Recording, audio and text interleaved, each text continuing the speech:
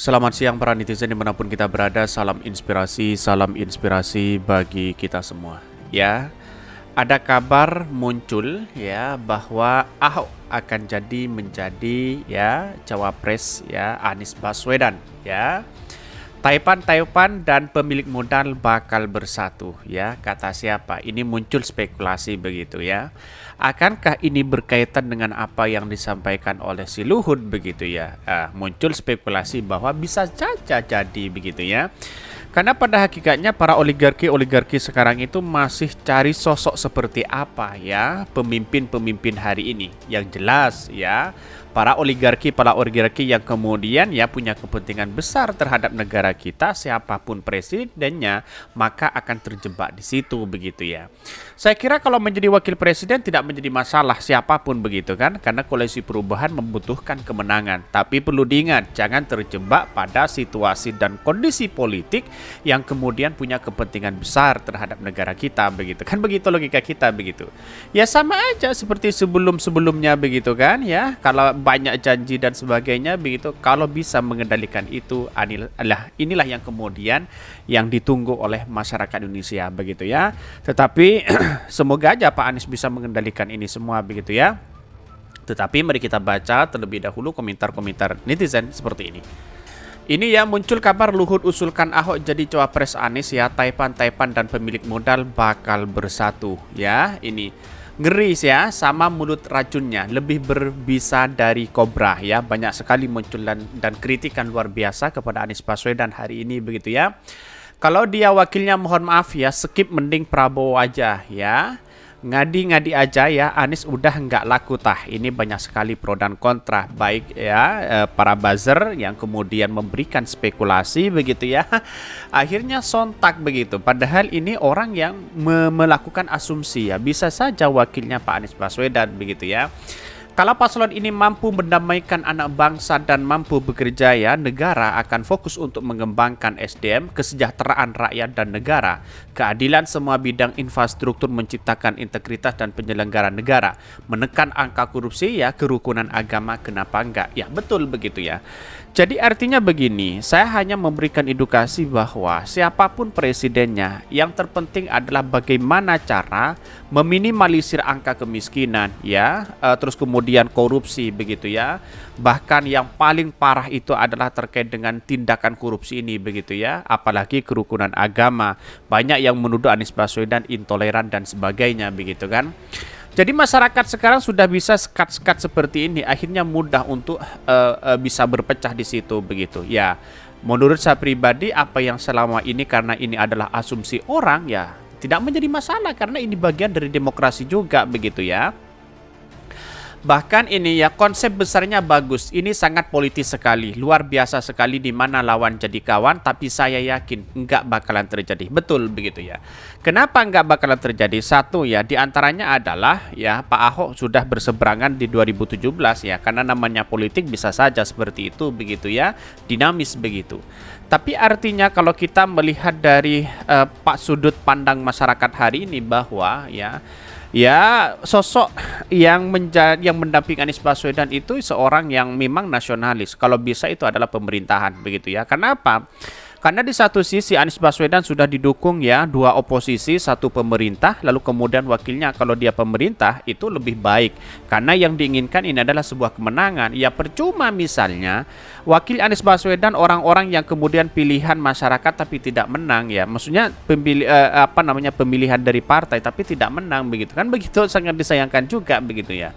Jadi artinya apa? Artinya adalah kemenangan ya, sehingga Anies Baswedan mampu ya menurunkan ini semua begitu. Mulai dari angka korupsi, terus kemudian kekerasan dan sebagainya begitu. Bahkan banyak muncul spekulasi dalam hal ini begitu. Tetapi mari kita baca ya, komentar-komentar netizen sangat banyak sekali di sini begitu. Saya bacakan beritanya seperti ini. Ini beritanya, muncul kabar Luhut usulkan Ahok jadi cawapres Anies, Taipan dan pemilik modal bakal bersatu ya. Ini kan muncul spekulasi begitu kan, akibat dari pertemuan Pak Surya Paloh dengan Pak Luhut begitu. Bisa saja itu terjadi begitu, karena politik kita dinamis begitu ya.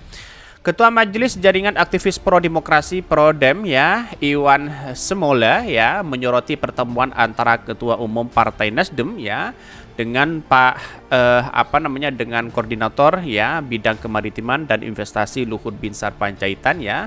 Bahkan pasalnya dalam pertemuan itu Luhut disebut mengusulkan nama bakal calon wakil presiden atau capres untuk mendampingi bakal capres yang diusung oleh Pak Surya Paloh ya, yakni itu Anies Baswedan. Kemudian muncul spekulasi bahwa Luhut mengusulkan nama ya Basuki Cahayapurnama alias Ahok sebagai cawapresnya. Inilah yang kemudian muncul spekulasi karena berhubungan dengan apa yang diucapkan oleh keduanya begitu kan, tidak menentu siapa yang kemudian menjadi wakilnya begitu, itu rahasia begitu. Tetapi kalau memang muncul spekulasi seperti itu, Ahok yang disodorkan menjadi wakilnya Anies Baswedan, apakah ini semua akan kemenangan begitu ya?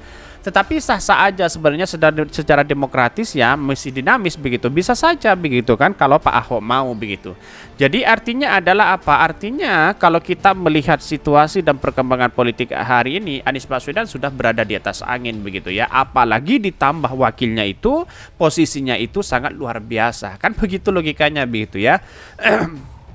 Tapi saya rasa dalam politik kita bisa saja terjadi begitu kan.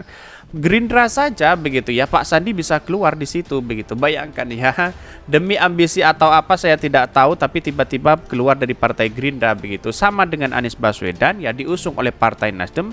Bisa saja orang-orang yang pro terhadap Jokowi akan kembali mendukung Anies Baswedan. Bisa saja itu terjadi begitu. Karena kita itu masih dinamis begitu ya. Mencari sosok siapa yang sebenarnya ya untuk memberikan satu elektabilitas dan membantu elektabilitas seorang capres begitu. Jadi saya kira perkembangan politik ini sah-sah aja begitu ya.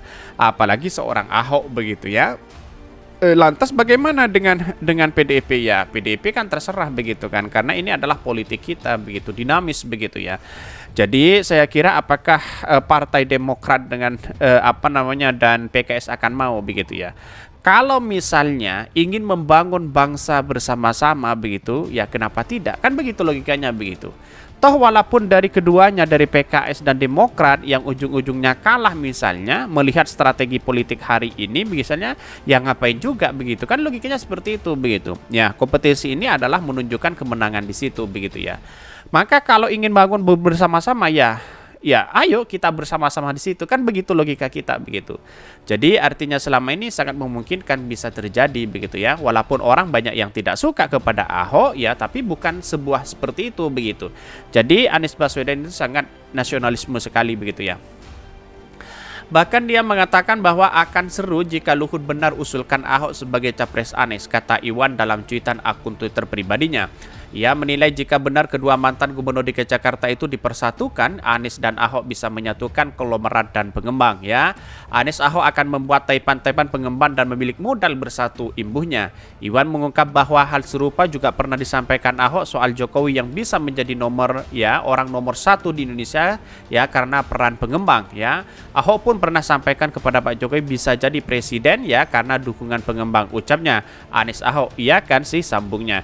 Ya, kalau memang Pak Jokowi sudah didukung oleh pengembang dan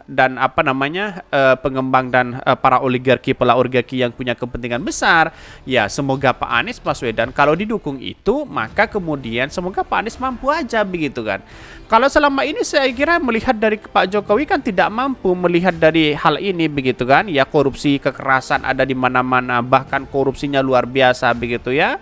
Bahkan ya infrastruktur aja di daerah-daerah yang lain begitu seperti di Lampung ya, Jawa Tengah dan sebagainya masih jalannya seperti itu begitu ya. Jadi kalau misalnya Pak Jokowi ingin membangun tol, saya rasa dampaknya apa begitu ya? Apakah jalan kecil ini lebih prioritas? Kan begitu logika kita begitu. Jadi artinya apa? Artinya selama ini menurut saya pribadi Pak Anies saja didukung siapapun begitu ya, semoga aja mampu begitu. Kira-kira seperti itu begitu. Mungkin itu yang kami sampaikan, tonton terus channel Khodari Podcast Rakyat ini karena ada berita-berita menarik dan viral setiap harinya. Salam para netizen, salam inspirasi bagi kita semua. Jangan lupa di subscribe channel YouTube Khodari Podcast Rakyat ini.